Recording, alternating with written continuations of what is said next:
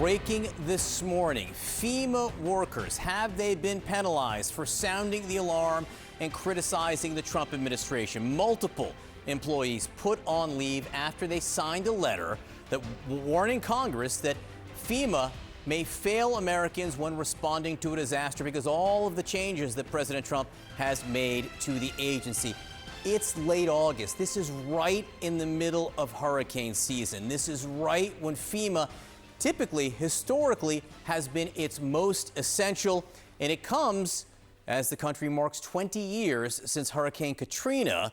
This letter that the FEMA staffers wrote was actually titled the Katrina Declaration. More than 180 current and former staffers signed it. In it, they said FEMA should be shielded from political interference, and that letter accuses the White House of undermining its capabilities. Let's get right to CNN's Gabe Cohen.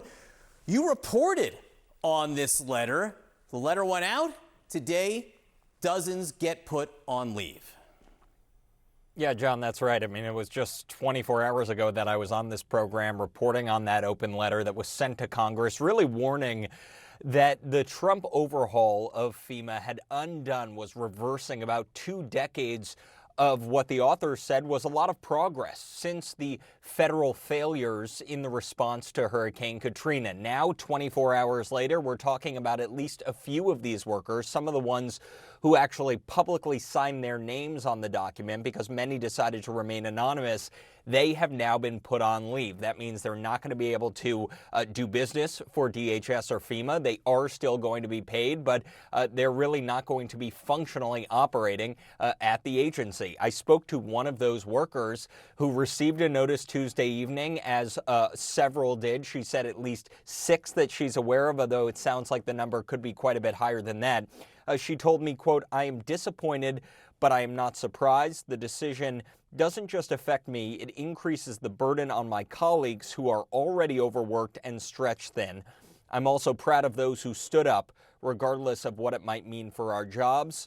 The public deserves to know what is happening because lives and communities will suffer if this continues." Obviously, there has been a lot of concern internally at FEMA because of the overhaul of the agency at the hands of the Trump administration. They have instituted strict spending oversight over the agency. They have also installed inexperienced leaders that came from the Department of Homeland Security. And that, these authors say, is really undoing those reforms that were put in place after Katrina to make sure that type of failure did not happen again. FEMA, for its part, very much disagrees with the messaging here. They explained why those workers were put on leave, though, saying it is not surprising that some of the same bureaucrats who presided over decades of inefficiency are now objecting to reform. Our obligation is to survivors, not to protecting broken systems. But, John, the irony here is a big part of this letter from these FEMA workers was essentially saying that the agency and its staff needs to be protected from political decisions, from political fire. And now, just 24 hours later, we see the administration coming in and ousting the very workers who signed their name to that document. You know, Gabe, based on your reporting, we heard the statement from them. To what extent do you think they anticipated this kind of response?